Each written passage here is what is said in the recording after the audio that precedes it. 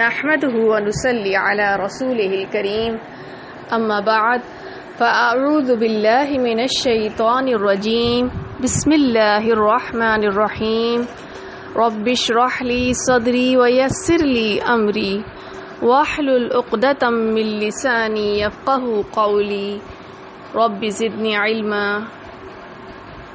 السلام علیکم ورحمۃ اللہ وبرکاتہ.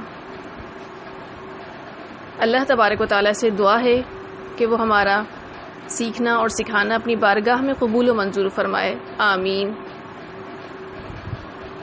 آج ہم حروف شبہ مستعلیہ کو پڑھیں گے، یعنی وہ حروف جو کبھی موٹے پڑھے جاتے ہیں اور کبھی باریک.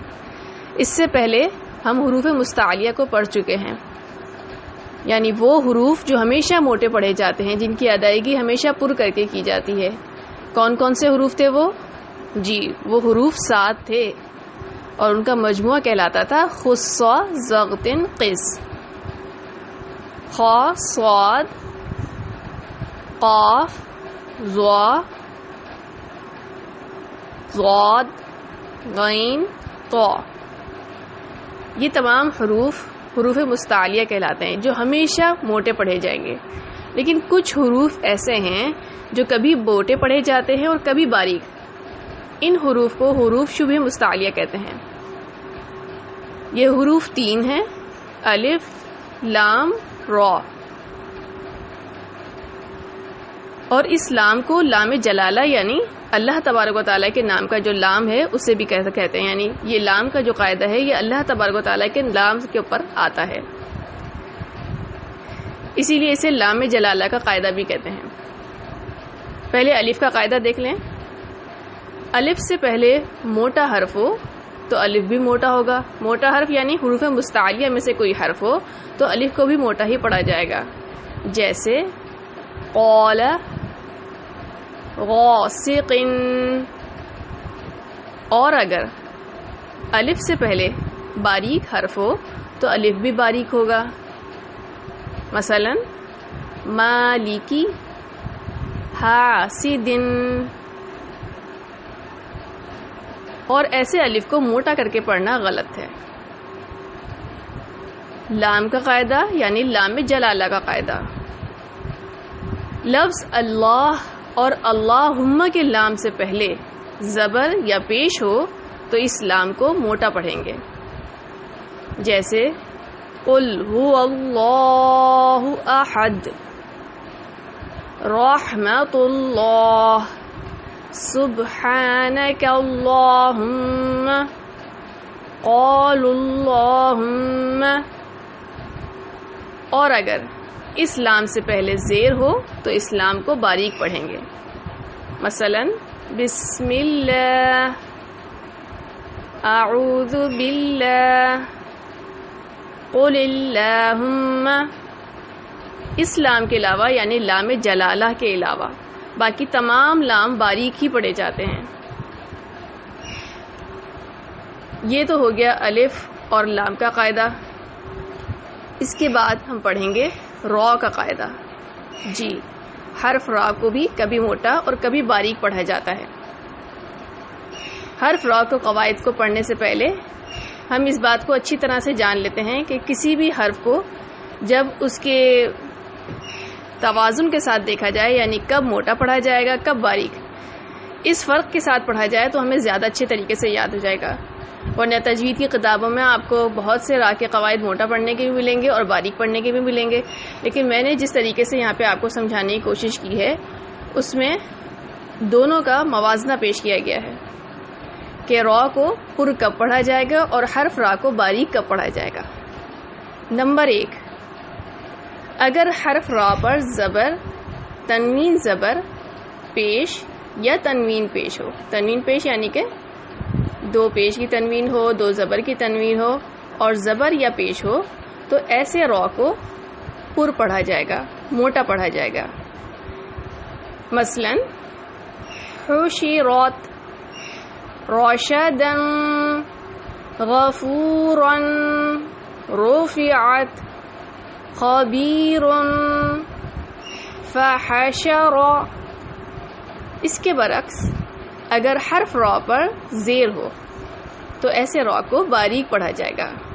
مثلا ریح رسالاتی اخرجت تجری.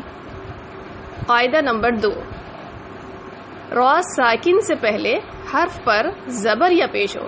یہاں پہ تو را کے اوپر زبر یا پیش تھی نا، اب را ساکن سے پہلے والے حرف پر زبر یا پیش ہو تو ایسے را کو پر پڑھیں گے.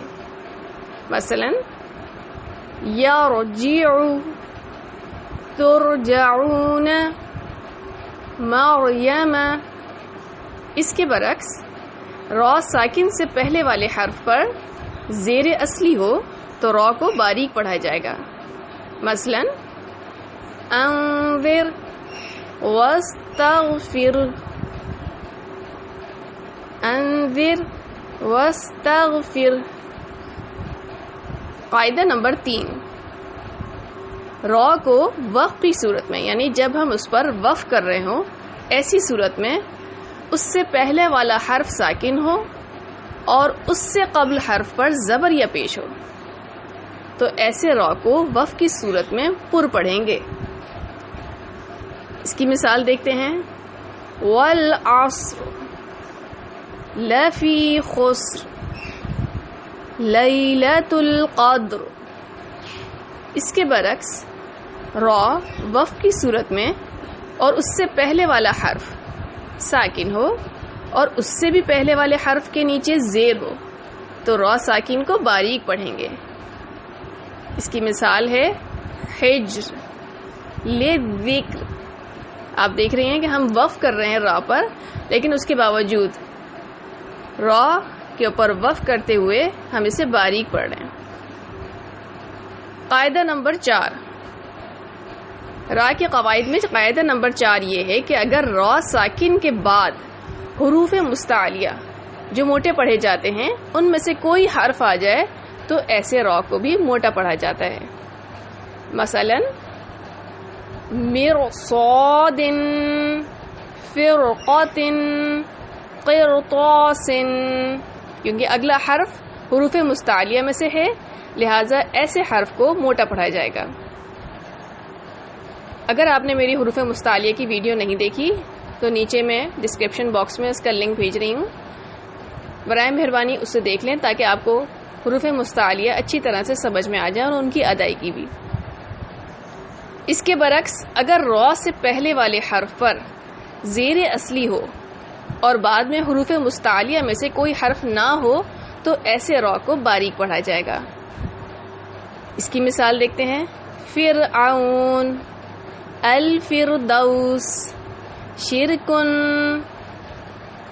قاعدہ نمبر 5، اگر را ساکن سے پہلے عارضی زیر ہو جیسے ارجعی یا اس سے پہلے حرف کے نیچے زیر دوسرے کلمے میں ہو تو ایسے را کو بھی باریک پڑھا جائے گا.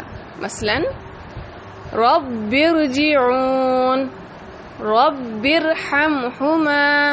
ایسے را کو ہم دیکھیں موٹا پڑھ رہے ہیں. رب ارجعون، رب ارحمہما. اس کے برعکس را ساکن وقف کی صورت میں اور اس سے پہلے والے حرف یا ساکن ہو تو اسے باریک پڑھیں گے. مثلا خیرن، اور اسے وقف کریں گے تو کیا پڑھیں گے؟ خیر. اب اسے باریک پڑھیں گے ہم. عسیر، الخبیر. امید ہے کہ آپ کو یہ تمام قواعد اچھی طرح سے سمجھ میں آ گئے ہوں گے. بارک اللہ لی و لکم فی القرآن المجید. سبحانک اللہم و بحمدک نشہد ان لا الہ الا انت نستغفرک و نتوب الیک. السلام علیکم ورحمۃ اللہ وبرکاتہ.